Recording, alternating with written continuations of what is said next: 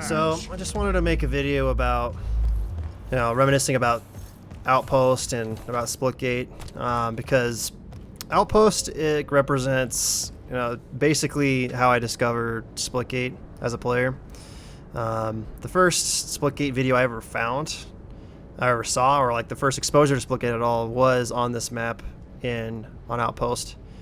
Of course, back then it looked more like this, and but now it's more toned down in terms of the RGB department. But Outpost will always have a special place in my heart, despite it going away in the future builds of Splitgate. It will not be possible to play Outpost, and for the reason for that, of course, if you didn't know, it's just that Outpost was literally the first map that the developers made into like a fully fleshed out map, and that eventually made it into the game.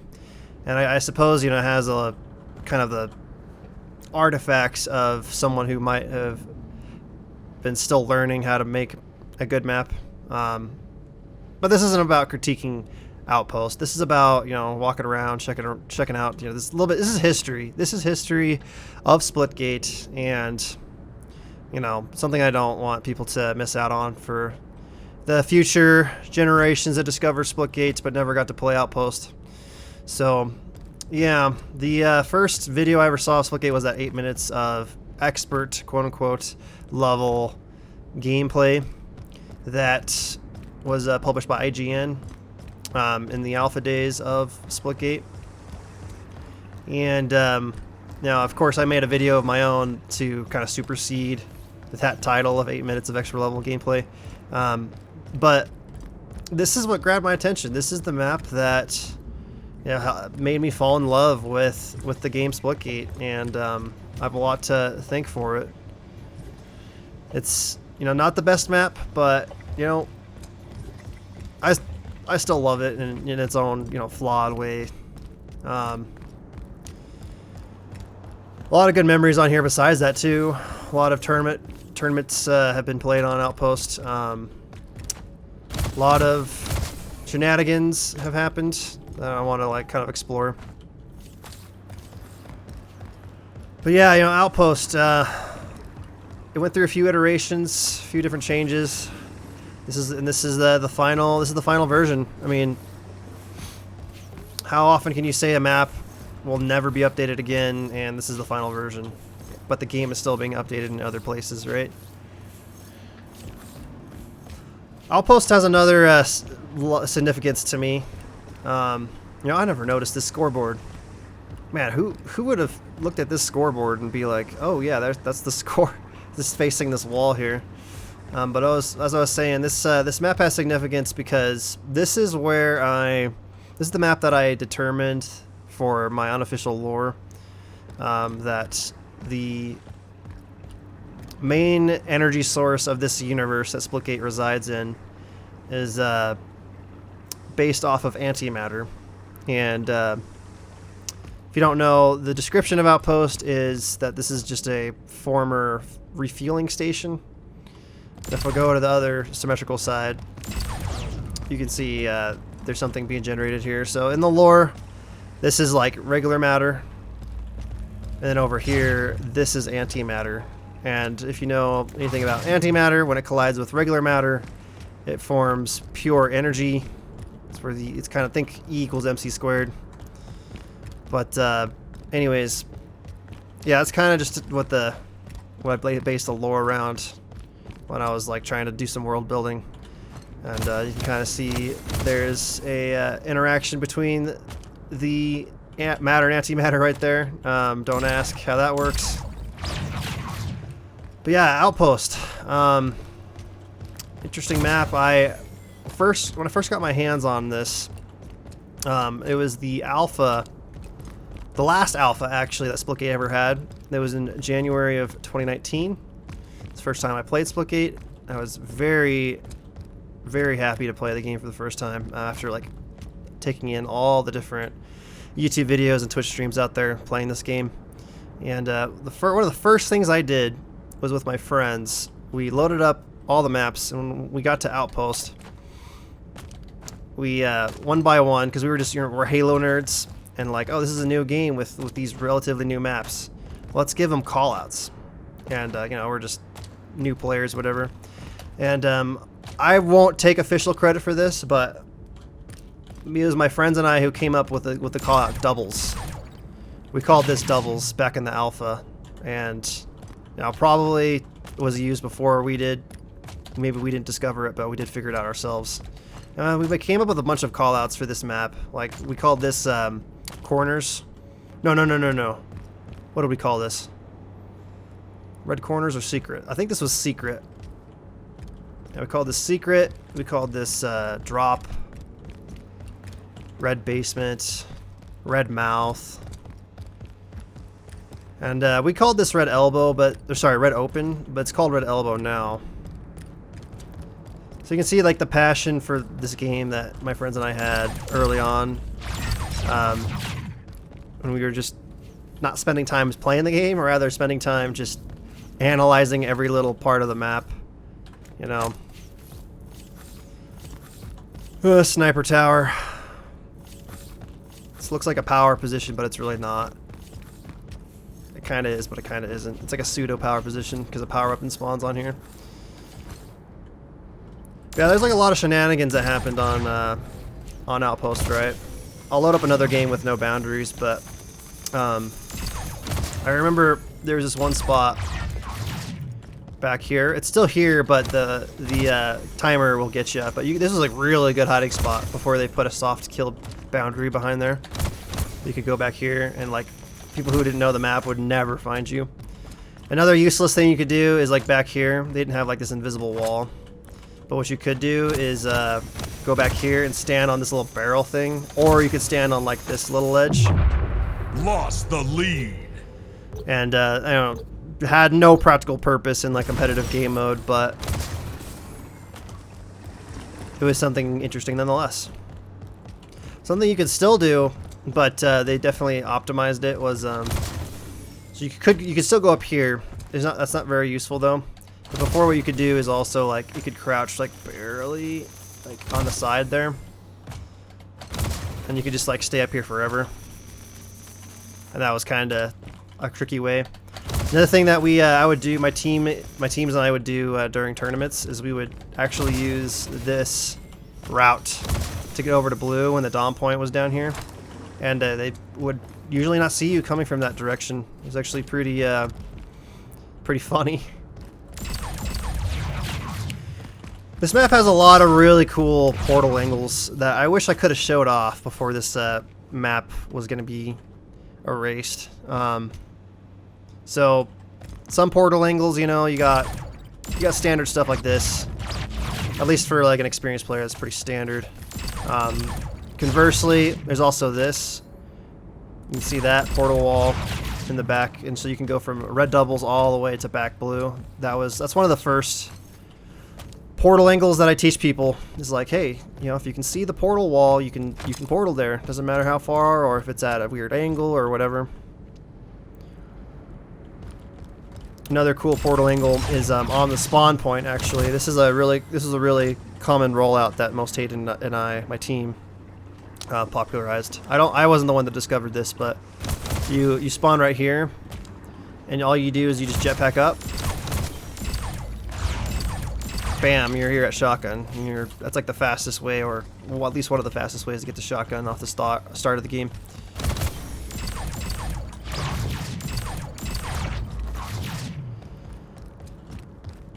Solar Industries is also a major part of, well, relatively major part of the lore. I wouldn't even call it major, because everything's kind of still in development in terms of that kind of stuff. But yeah, Solar Industries partnered with NXA, and according to my lore, you know, they had a split off with another company called Solaris. Solaris is the company behind Oasis. And you know, I do talk about companies a lot in my unofficial lore videos. The reason for that is, you know, everything I decided on for the lore is based 100% within what the maps give us. So Solar Step is a subsidiary of Solar Industries. Solar Step, of course, specifically dealing with antimatter production for shipping, refueling. Solar Industries is a conglomerate, major company on Earth. And I never decided what this planet down here was, but I mean, look at this skybox. I still think this is the best skybox in the game. Oh, if you can call it still in the game. But I mean, like these floating asteroids, this breathtaking space environment. The best part of Outpost is this skybox. It's this whole freaking planet right here. I almost died. Just breathtaking to me.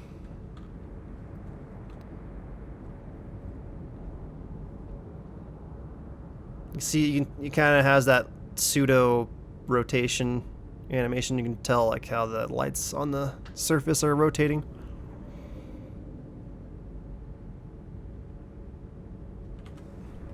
I love it. It's gonna be one of the main things I miss about this map. You also notice there's crystals. Crystals have been part of Outpost since, you know, the earliest footage I could see of Outpost. After it was at its blockout stage. In my lore, I call it beryllium crystals.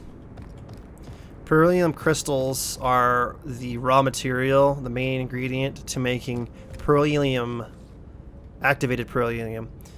So the only place you can place a portal in the world of Splitgate is something with a beryllium surface. But also kind of juxtaposed with that is you can see these black hole things in the distance. I guess there's only one. There might have been more than one in an earlier version. I can't remember. But there's one here, and that lore, that's not a black hole. That's just a straight up wormhole. The reason why it's black, you can't see through it, was that actually you can see through it. It's just space on the other side. And it's, you know, that's why it's black. But yeah, it's different kind of portal. The reason why it's glowing is because it's covered in, it's absorbing, or it's like being supplied with beryllium gas. Beryllium gas is another way that you can create a stable wormhole. There's better examples of this on Olympus, and thankfully Olympus still exists, so we can kind of look at that as a example of how large-scale portals work within Splitgate. But as far as like personal portals go, yeah, I mean everyone's familiar with that. The Outpost is just a great, it was a great source of lore. I'm glad it existed. This is the map that I kind of fell in love with. I don't know. Let's take a look at some like wacky stuff real quick. All right, so I got low gravity and a bunch of jetpack fuel.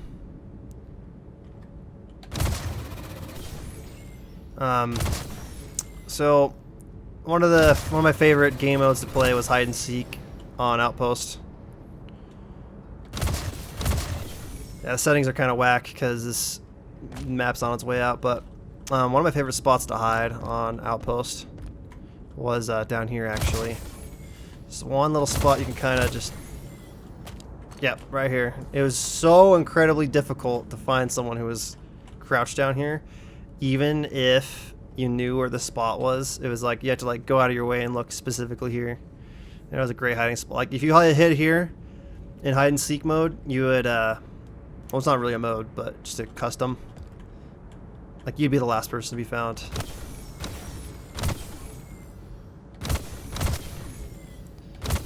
All right, and there's other spots like that. Like you could get stuck in these things. I'm not gonna do that here because I mean that'd get stuck. But yeah, more. Can you stand on this? I don't know if you could, but there's like some spots like this, right, that you can just wedge yourself under, and you'd be pretty hard to find. A really cool spot that one of my friends and I found.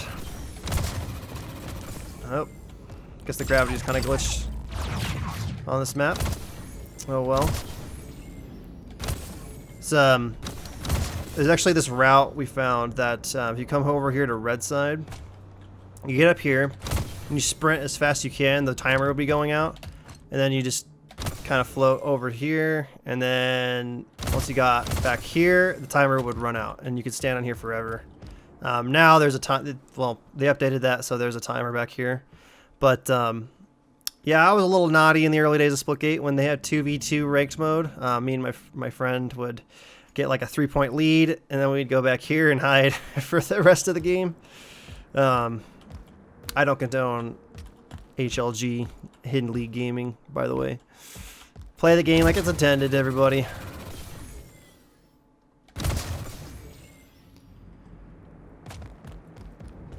It's cool that there's like a whole rocky, like this whole station is built on asteroids, and I think that's just really neat.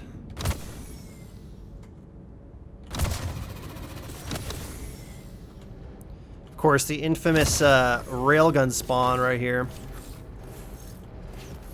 This railgun, part of the reason why this map is so flawed is because, like, this railgun, you know, railgun's not usually, it's either at best the second best, but usually the third best weapon on any given map that has the railgun on it.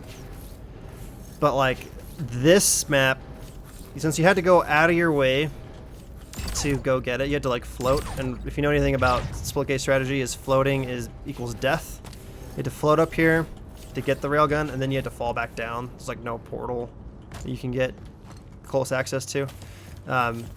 There'd be entire games of Outpost, like in official tournaments, where no one would get the railgun, not once. For the whole 12-minute game, no one would get the railgun. And then occasionally you get one person who would get it once, and it was just because, like, since everyone's so aware that floating is death, no one gets the railguns, and then no one's expecting it. It kind of goes full circle, and then people are like, well, I'm just going to get the railgun real quick when no one's looking. That's always fun. Yeah, guys. Oh, yeah, one more thing. The shotgun actually spawned originally, in the original version of this map. This platform wasn't just random. Like, there was actually, the shotgun would spawn here. And, well, obviously they changed that, so it was over there.